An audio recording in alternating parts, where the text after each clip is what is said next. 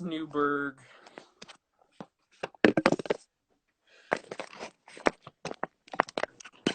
What's up? How old are you, bro? I'm 16.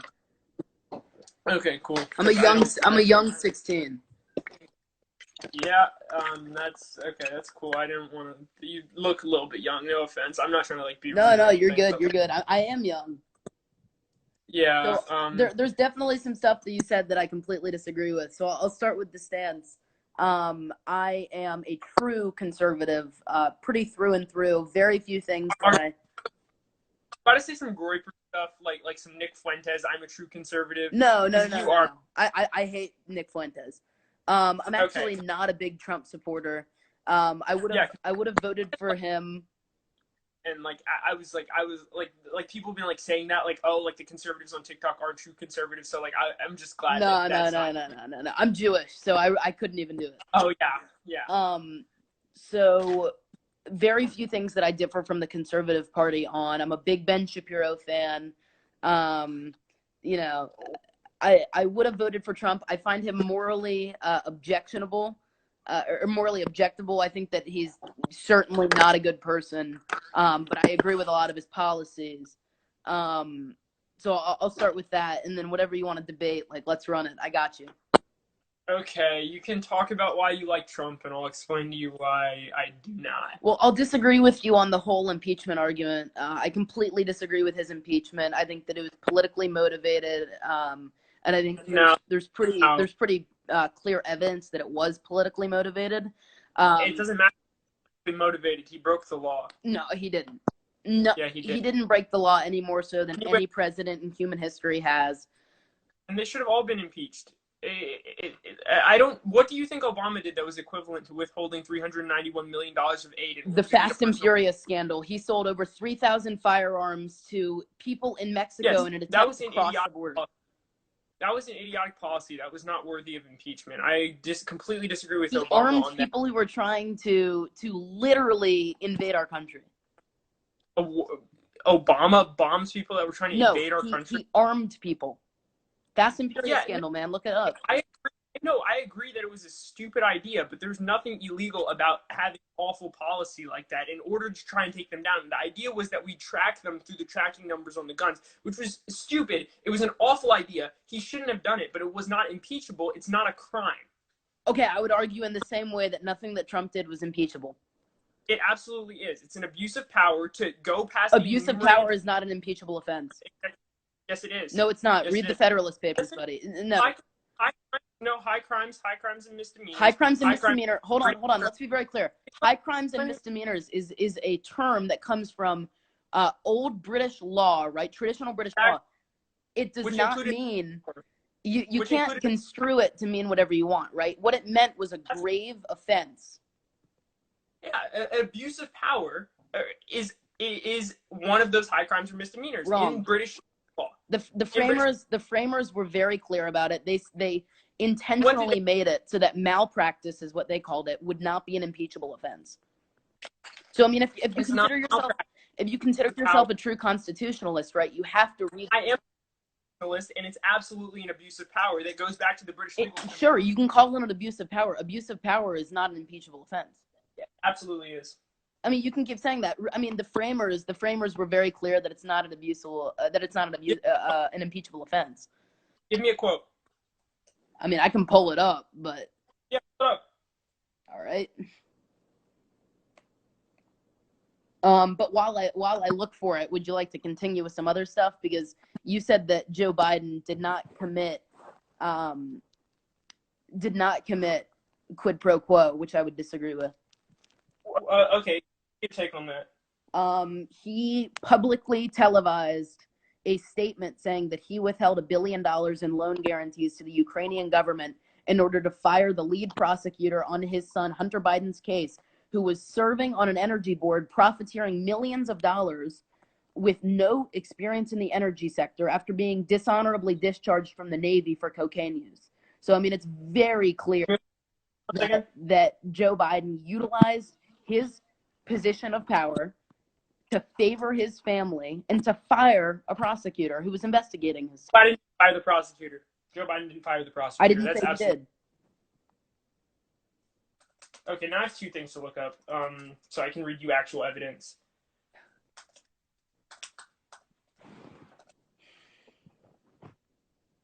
Um, fact.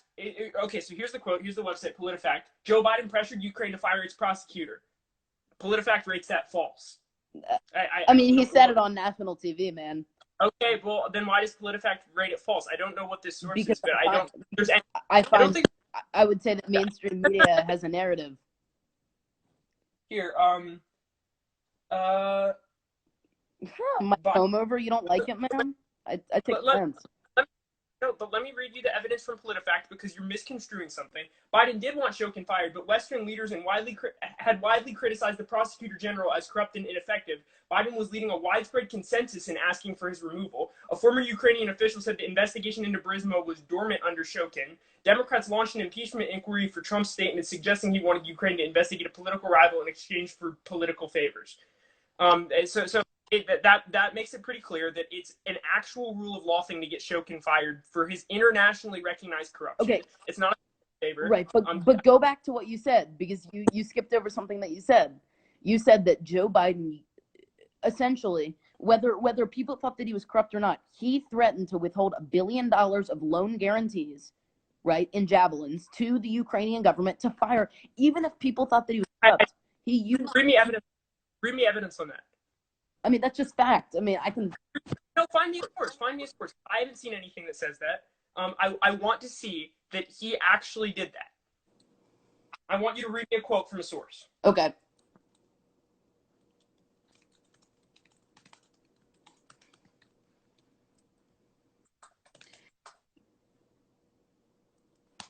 Okay, I'm looking it up.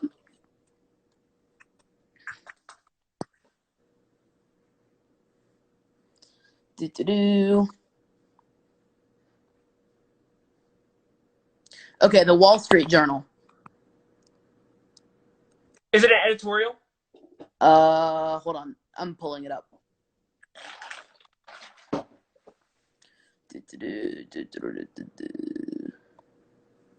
No, I'm half black and half white. Someone in the comments said they thought I was Hispanic. Oh, okay.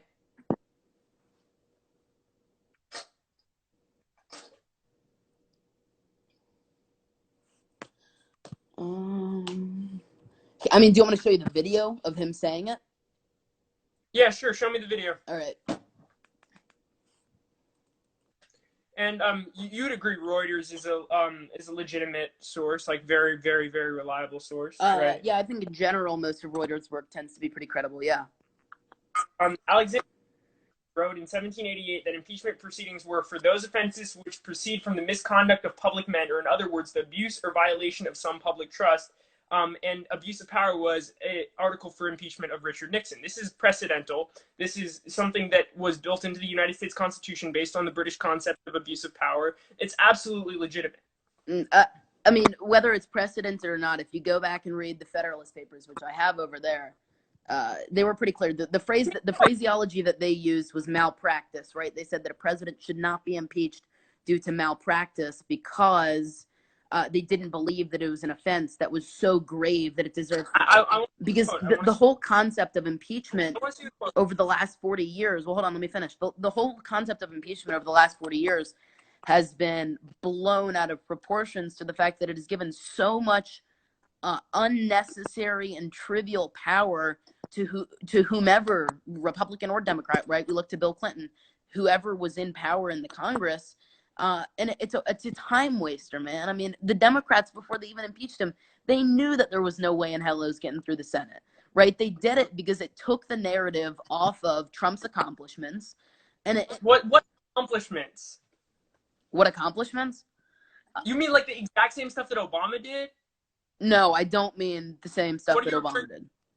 What are you referring to then? Trump ushered in the literal greatest economy in the history of Trump's less economic growth per month than Obama did. Less job growth per month than Obama did. Okay, hold on. Even if you look at job growth, right, but Obama took it from a much higher number.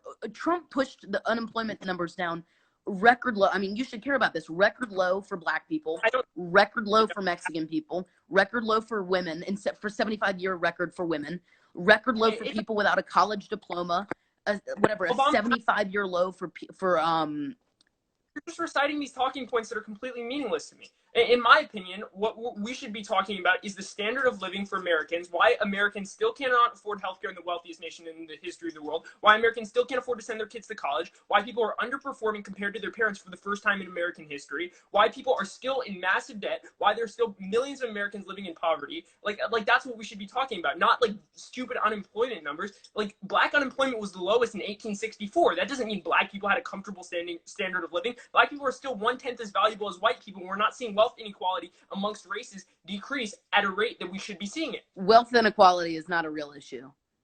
Yes, it is. No. Absolutely. Fundamentally, right, when you look at wealth inequality, it's such a flawed concept, right? Because if you say, hey, you know, let's say that these are, you know, made up numbers, $25,000, $50,000. We'll say that $25,000 represents low end income, and we'll say that 50,000 represents middle class, right? If both of those numbers double, right, I would say the standard quality of living has doubled for both people. Someone like you who's you know, thinks about wealth inequality would say that the gap has doubled, right? That, I mean, that's a fundamental flaw with the concept.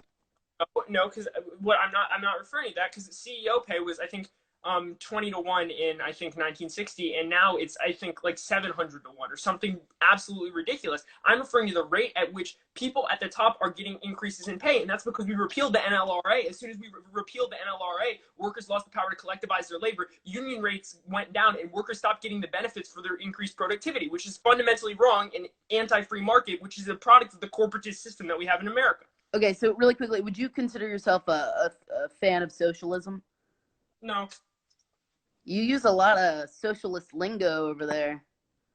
I don't know what to tell you. So, I think that a lot of valid criticisms of capitalism that come from socialist and communist theory. I don't think that the solutions are necessarily the best. You think that the fact that capitalism has created the most free, most prosperous country in the history of the world would be a good... No, that's not entirely true, though. That's not entirely true. Sure it is. Name a country better than the United States. We have a mixed economy. We don't have a purely capitalist economy, and we couldn't have a purely capitalist economy because there are breakdowns in all sorts of sectors in the economy, including the labor market. Sure, and I would say that the more that you remove crippling regulation from Name one regulation that Trump has repealed that was a bad regulation that hurt consumers. Well, I'll tell you from like my personal experience, right? My family is in the rental car industry. Right, I'm telling you. My family's in the rental car industry. The amount of regulations that he's removed in terms of manufacturer to distributor, like the name of it? Yeah, no, tell me what the regulation did, and I'll name 3. Man, I don't have the name of the regulation at hand. But, I mean, it's not, I mean, would you deny, I mean, whether or not you think that deregulation is a good thing, would you deny that President Trump has repealed, a huge number of regulations? The Mercatus Institute did a study showing that regulations have grown by 0.65% per year each year Trump has been in office, which is a slowdown in the increase of regulations, but isn't a repeal of more regulations than he's creating. Now, 3 regulations that Trump has repealed that fundamentally just environmental standards. He just did that for car emissions. What? His environmental standards for car emissions. He recently repealed. Well, and how much wealth do you estimate that those regulations that he repealed created? You can't say that yet because it hasn't been enough time to spend. Okay, I'll give you something. The coal industry. Very important industry. Let's just talk about. I mean, literally fuels America. But go ahead. That's debatable. Because there are very easy alternatives, and I think that we should be focusing on nuclear energy instead of like Bernie Sanders, like wind. I'm in favor of nuclear energy, but go ahead. But when you talk about the coal industry is going in the next 10 years to cost Americans in heart attacks, in asthma, and in environmental damages $500 billion, which is far more than the coal industry profits. Now, Trump has rolled back regulations and tried to expand the coal industry, giving jobs to 3,000 people, albeit dangerous jobs that don't pay a fantastic amount, while hurting the American economy by $500 billion. Trump has taken zero enforcement action for the Consumer Financial Protection Bureau, which saves American the American working class $900 million a year. He's taken zero action, even though it's not a government agency with a budget. It's paid for purely by fees that banks give to the government for their profit. So in terms of regulation, Trump's White House has released a report saying that each regulation that's currently in place is worth, for each dollar lost due to regulation, $3 to $11 are generated due to regulation, and I can send you that report. But this like overarching principle that regulation is bad is stupid. It's like a phantom theory of economics that Milton Friedman has convinced you of somehow, because for some reason people are an economist. Well, the reason, let me go back a little bit, because the reason that I asked you if you're a socialist was because I was listening to some of your debate, and it was a real beauty, where you're talking about Medicare for all, and free healthcare. And the reason that I was asking was to kind of, bring it back to Medicare for all, because I would say that your supporting of that is supporting a fundamental belief that wealth redistribution is effective. And I could point you to numerous countries where I mean, look at Italy. I mean, Italy has been destroyed by the coronavirus. They have socialized medicine. Why didn't it work? On a socialized medicine, and they're doing far better than the United States is. I didn't hear what you cut out. What country? Taiwan. Yeah, but I mean, that's such a small. I mean, it's not even close to comparable. But here's the thing. The United States has free emergency care regardless, right? So essentially we have socialized medicine in terms of coronavirus treatment. You can't blame it on the socialization of medicine, because everyone who needs treatment in the United States can get it. It's just Italy's mishandling in general. Socialized medicine does not fix every single issue in the healthcare system, but it makes it more accessible and cheaper. But it doesn't. Look at the Brookings Institute. They released a study that says... No. Look at, don't compare it to the NHS, which is a nationalized healthcare I'm not going system. to. Wait, hold on. Will you let me finish? Because I didn't interrupt you. Sure. When you look at the Brookings Institute, which, by the way, is a left-leaning institute, they found that there's 3 aspects of healthcare. You can have 2 of them in any given system, right? You can have affordability, quality, or universality. So according to the Brookings Institute, which, by the way, is by no means a conservative institute, if you remove the universality aspect, you see a great increase in quality and a great decrease in price. That's why we're removing all these regulations, where in America all the healthcare products have been so expensive, because we've been treating the healthcare industry like a quasi socialized industry for 50 years. This is phantom economics. None of this exists. In every case study in which there has been price transparency tools, prices have gone up for consumers, because what happens is they'll just give you the higher price and then you can negotiate it down a little bit, but in general, consumers pay more. In the 12 states in the 12 cases in which states have gotten waivers to go across state lines and skirt the regulations, no one has, because they're more comfortable with consumer pools they know. There's a Commonwealth Institute study saying that striking the regulations and allowing people to go across state lines and provide insurance across state lines would raise prices. And in the 10 cases in the United States from 1960 to 2020, where there has been streamlined production of generic drugs, prices have not changed at all. This is phantom economics, because the inelasticity of the healthcare market prevents market economics from driving down costs, and that is a fact. You can preach all the economic theory you want, but there will never be an example of it actually working in real life. And that's why Australia has efficiency, universality, and quality. That's why Singapore has efficiency, universality, and quality. That's why Germany has efficiency, universality, and quality. Like this phantom school of economics that's like preached on like theory instead of empirical evidence is stupid. Okay, well, hold on, but all these countries that you're naming as effective, right, for socialized medicine, first of all, they don't seem like they're doing too well with their socialized medicine right now, where a lot of those countries have higher death rates per capita than we do from COVID. And second of all, okay, when you look at the Nordic countries and when you look at the Southeastern Asian countries, they're completely homogenous countries.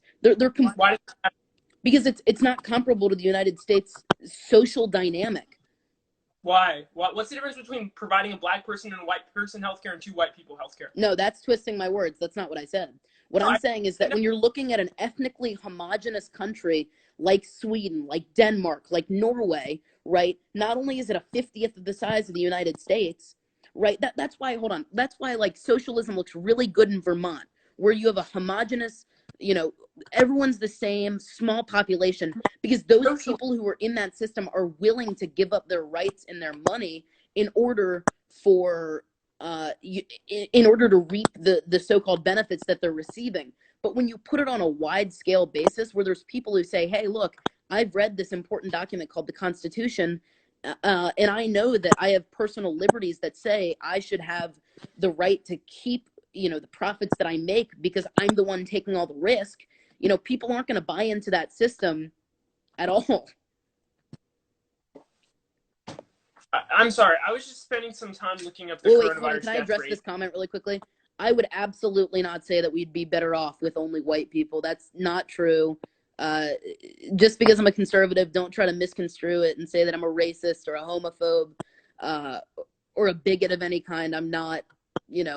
I love all people. I really could not care less. So I think that the argument that you can't scale up and the argument that providing to people of different cultures, I think that healthcare is a market that doesn't respond to those. I don't think there's anything that's a market that responds to those two things. I think that notion is kind of dumb. I don't know why people bring that up. There's been no academic studies showing that would be a significant barrier. That's why people can't cite any. It's just like another one of these like phantom economic conservative theories that people like to bring up in order to drag Medicare for all when they don't have any actual evidence. But in reality, the only reputable economic studies on Medicare for all have said that it is cheaper and that it would cover more people and that efficiency rates would decrease. The Biden and Warren administration both released their plans, and it was going to be how much? 70 billion? 70 billion? What? That's not like a realistic number. Or excuse me, what was the number that they released? The Biden and Warren administrations, when they were running, both released numbers saying that over the next 10 years it's going to be, I don't remember. It's an astronomical number. I'm not talking about Warren or Biden. I'm talking about Bernie's plan, which I'm talking about Medicare for all as a premise, right? First of all, you said it's more affordable. It is. It's so unaffordable that we can't afford half of what they're proposing. Yeah, we absolutely can. We're already paying half of what they're proposing. We're already $23 trillion in debt, and it's a crippling system that we keep buying into. Paying, but you understand that our healthcare expenditures on Medicare and Medicaid and VA is already going to equal 2/3 of what they are proposing, right? No, well, yes, I agree. I agree that that's how it's being distributed. I disagree that healthcare as a general premise is, universal healthcare as a general premise is A, effective, B, affordable, and C, I would disagree that healthcare is fundamentally a right. I would say that there's lots of things that are, because I think that that's our fundamental disagreement. I would fundamentally say that there are things that are necessities that are not rights, right? Toilet paper, as we're seeing in the COVID outbreak, is a necessity. You don't have a right to toilet paper. I would agree with that, but I think that people deserve to have healthcare regardless of what you classify it as, a right or anything else. And I think that the system is fundamentally broken so that the working class in America has trouble affording healthcare. They go into debt for getting healthcare. They don't get 45,000 people die a year because of the insufficiencies in our healthcare system. So I would say that there is like an impending crisis that we do need to fix. Yes, of course there is an impending sort of doom that we all feel towards the current crisis in which we are experiencing with the healthcare industry. But I would still disagree that, like I've said, I fundamentally disagree that you keep saying that it's more affordable and more effective.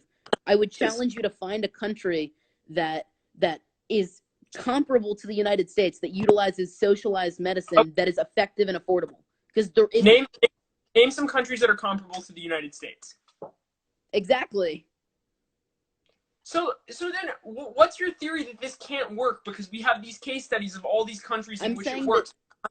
Exact same thing as the United States, but for some reason we can't scale up. For some reason we can't provide it to a more diverse population. I don't understand any of those arguments, and I don't think anyone else does either. And I don't think any academic, like truly reputable academic source has ever said anything like that either. Someone would like to whack me with toilet paper. So what I'm saying is that I agree with you. I think that we should expand coverage to a more diverse group of people, and I think that that's what everyone wants, right? I don't think anyone's really in favor of no health care for people. I mean, that would be pretty Republicans, the 20 Republican states that introduced legislation that would strike protections on pre-existing conditions are, but I mean, I'm not going to get into that, but what I was trying to say is that with, that's I mean, you go. Sorry. you know, if you want to expand it to a more diverse population and you want to make it cheaper, the way that you do that is you open it up to the free market economy. We haven't let that happen. We haven't played that out. When we've tried it, it hasn't worked. We haven't tried it. It's been treated as a quasi-socialized market. We've streamlined the acceptance and the production of 10 generic drugs, and prices have not gone down at all. Right. There's no such thing. And there are 6 states now. That are allowing complete free market competition, allowing insurance companies to sell across state lines with no regulation, and no insurance companies have entered that pool because healthcare is a market breakdown.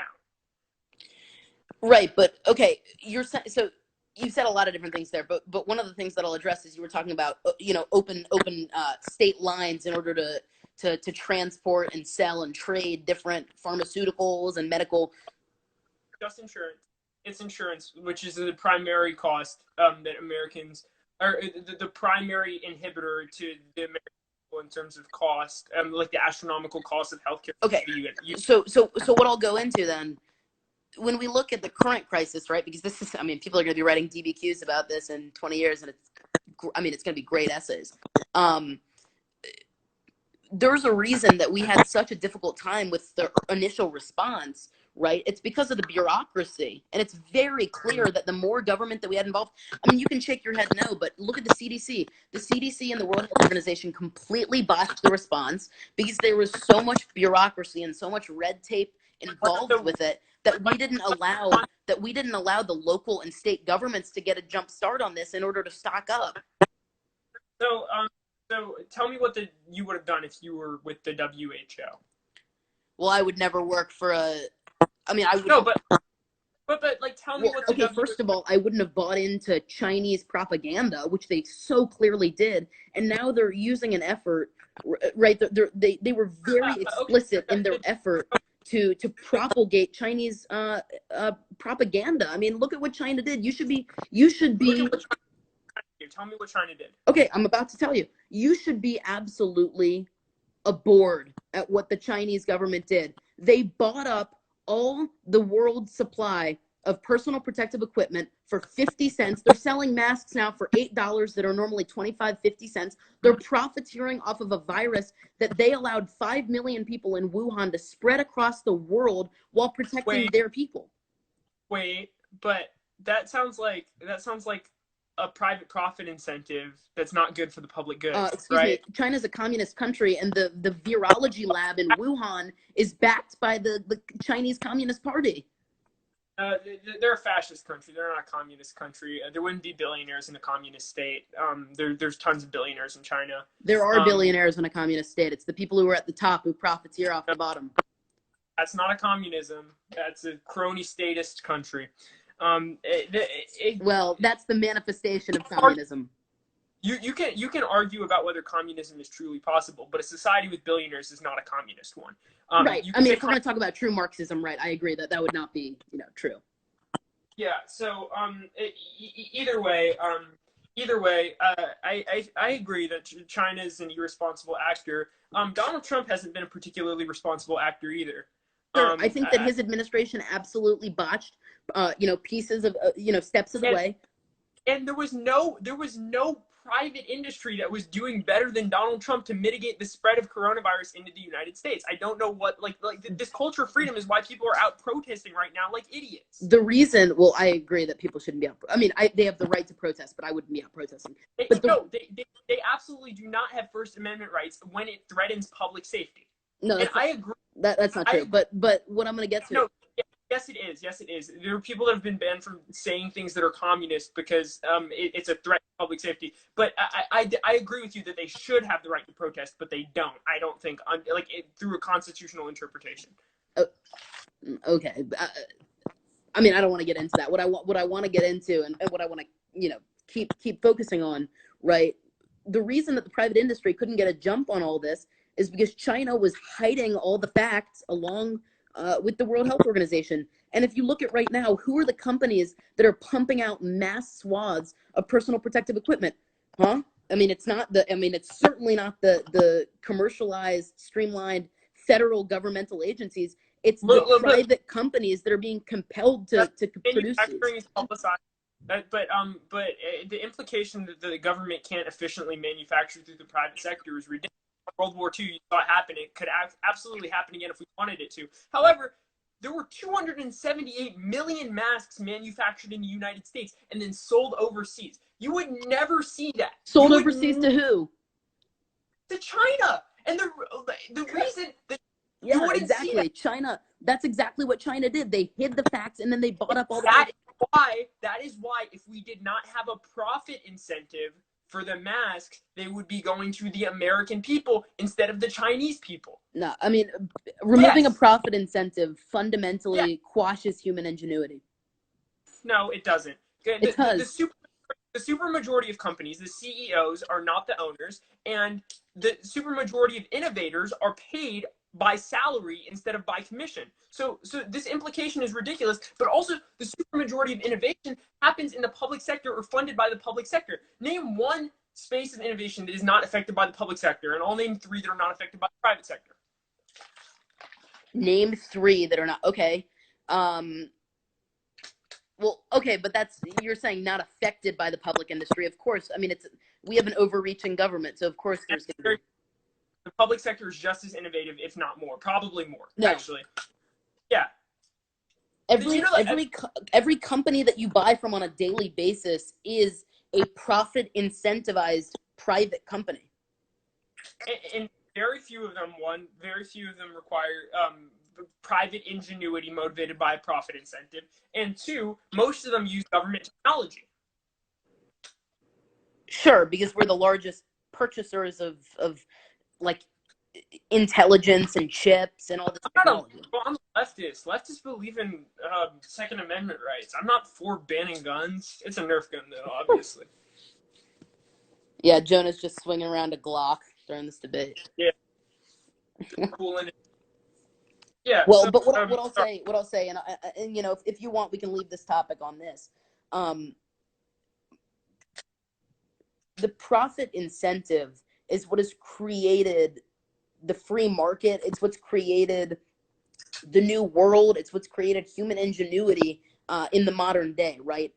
But what I think is important to realize is that when we talk about these crony capitalists and these crooked owners of these multi-million or billion-dollar companies, these are people that have put their entire livelihoods and life savings on the line in order. That's over-exaggeration of what actually happened. It's not. You look at Howard Schultz, the CEO of Starbucks. He took out 2 mortgages on his house. He risked everything to open a successful company.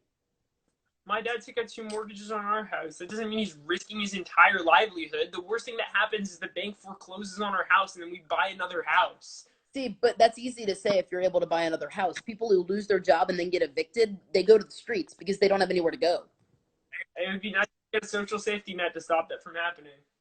Yeah, but that should be at the hands of local charity and church. No. And absolutely, that's not the federal government's job.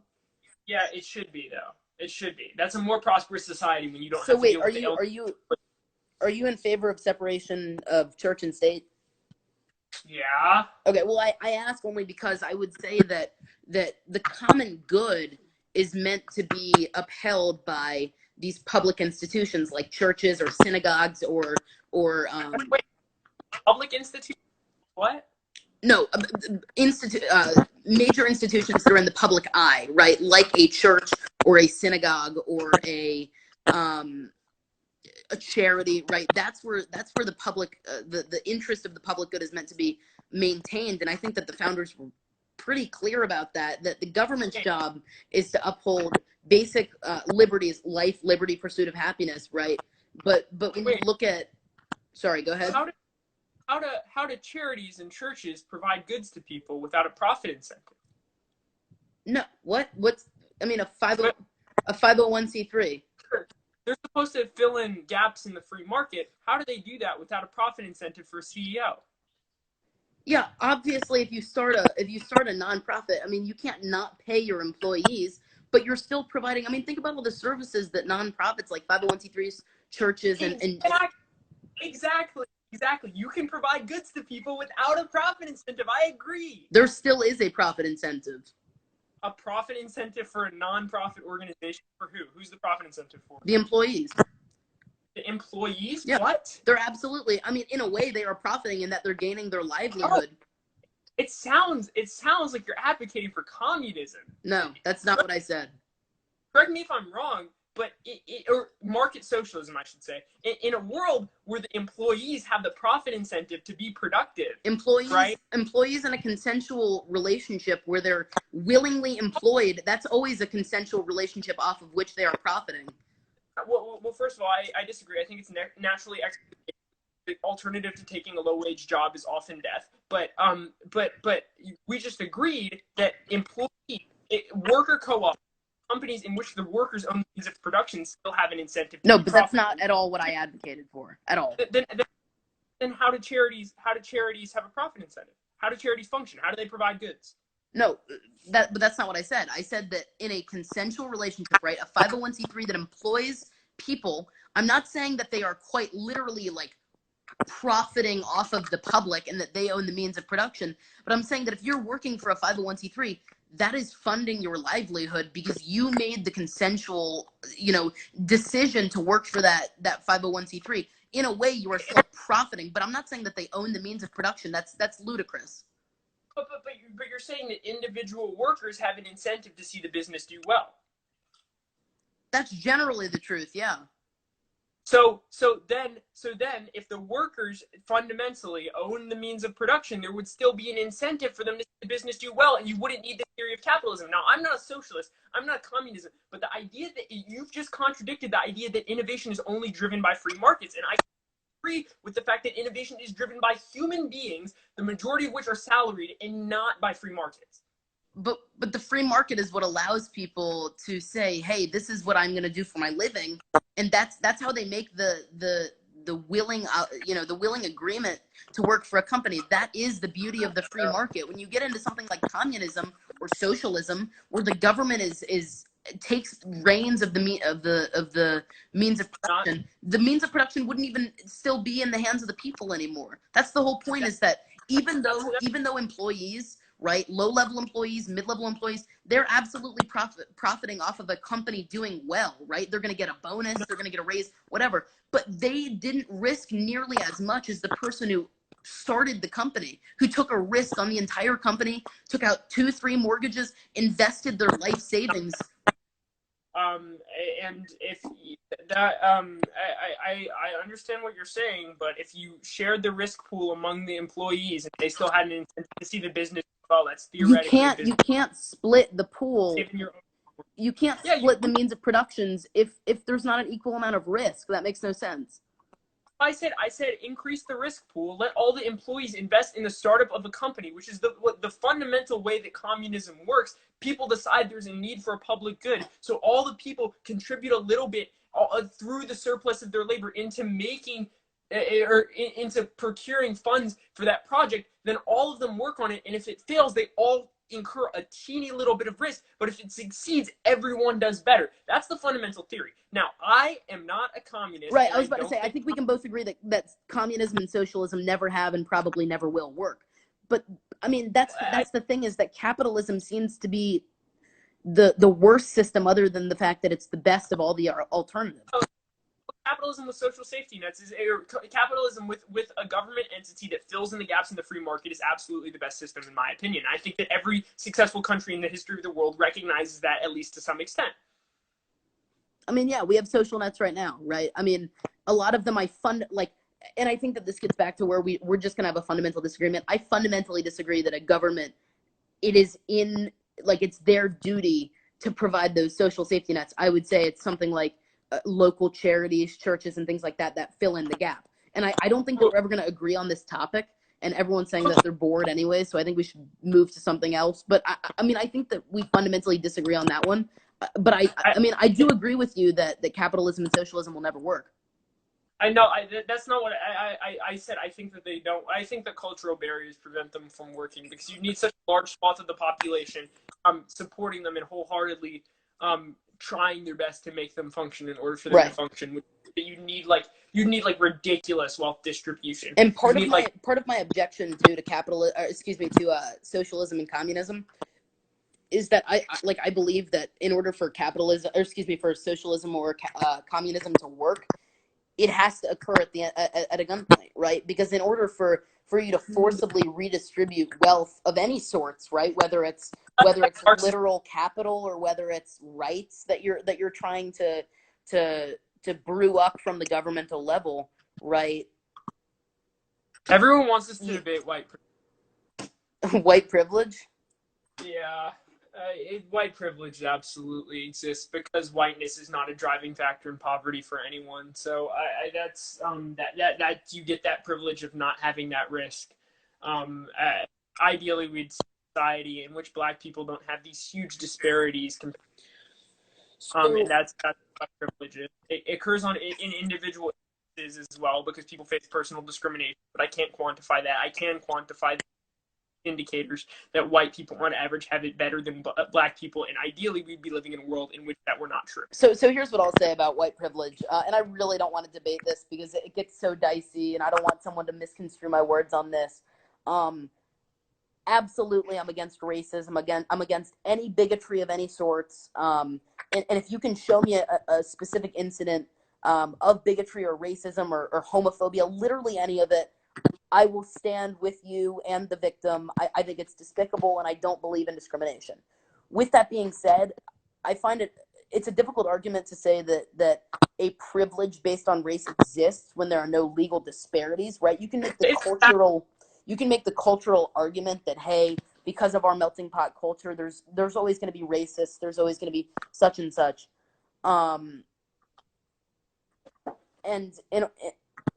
But I don't think that there's any legal disparities, right? The thing that legally says that you and I are different, or that me and literally anyone who's not white are different. There's no rights that I'm afforded that you're not. There's no literal safety net that I'm provided that you're not. But yeah, that would be my. I only have 2 minutes.